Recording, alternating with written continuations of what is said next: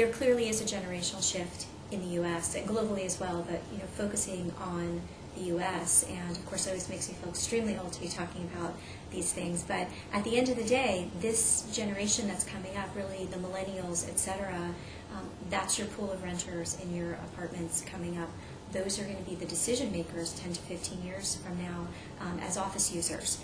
They may be in the retail space, they may be in the industrial space. These are going to be the decision makers, these are going to be the people running the businesses 10 to 15 years from now. And so you have to really pay attention to them because that's your future customer base and those are your consumers going forward. And it really pays to pay attention and to understand where they're coming from and why it is they make the decisions that they make.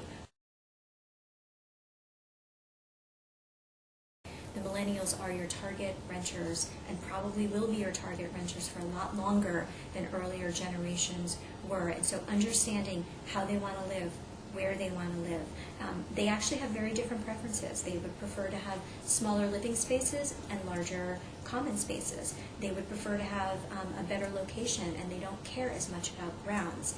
They would rather be able to walk to a Starbucks. That's more important to them.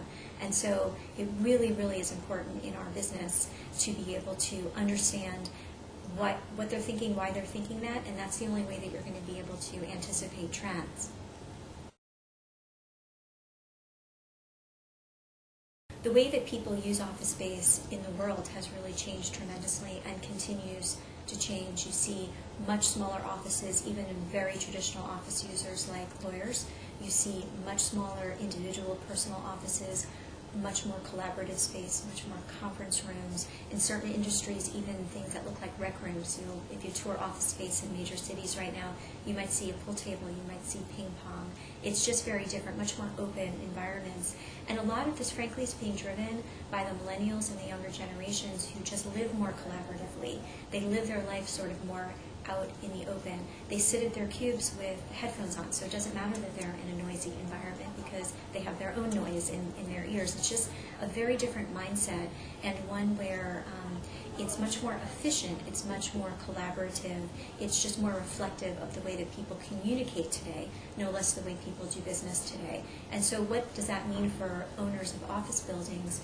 First of all, you hope that you have a layout that's going to work well for that. You want a big open layout without a lot of columns.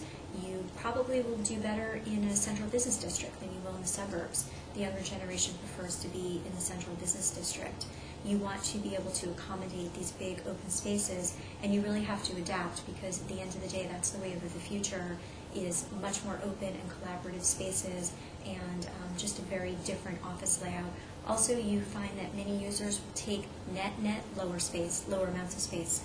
They will have less offices, more collaborative spaces, but because there's just so much less of the big corner office concept, and actually just less offices in general, that they can net take less space, and that's something that as a landlord you really have to factor into your rollover schedule in your building. As an investor, you have to factor in the different capital costs of building out this space. You have to factor in the fact that you may have renewals, tenants who will renew for less space than they used to have, and that's because the space can be more efficient and they're using it differently, and you just have to get over it because that's really how it's going to be going forward.